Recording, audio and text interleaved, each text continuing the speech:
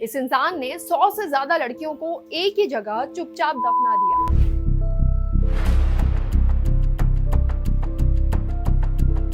Actual में कर्नाटक में एक टाउन है धर्मस्थला। यहाँ पर एक मंदिर बहुत फेमस है। अब 1995 से 2014 के बीच इस मंदिर में एक सैनिटाइजेशन वर्कर काम करता था। उसका काम साफ सफाई करना था, लेकिन साइड में वो लाशें ठिकाने लगाने का भी काम करता था। उसे कई हाई प्रोफाइल लोग ऐसी लड़कियों की बॉडीज लाकर देते थे जिनके साथ हैवानियत की गई थी, और ये आदमी 20 साल तक ये बॉडीज ठिकाने लगाता रहा, कभी जलाकर तो कभी दफनाकर। इन लड़कियों की बॉडी से कभी कपड़े तो कभी अंडरगारमेंट्स गायब होते थे। उनके शरीर पर इंजरी के मार्क्स भी होते थे। इवन उस सफाई कर्मी ने पुलिस को बताया कि एक 13 साल की स्कूल की बच्ची को उसने एक पेट्रोल पंप के पास दफनाया था। उस लड़की के शरीर पर यूनिफॉर्म तो था, लेकिन अंडरगारमेंट्स नहीं थे। ऐसे ही उसने एक लड़की जिसे एसिड से जला दिया गया था, उसे न्यूज़पेपर में रैप करके दफना दिया था। अब ये इंसान 10 साल बाद निकलकर सामने आया है और उसने ये सब कन्विंस कर लिया है। अब ये बंदा पुलिस को ये भी बताने को तैयार है कि उसने किसे और कहां दफनाया है।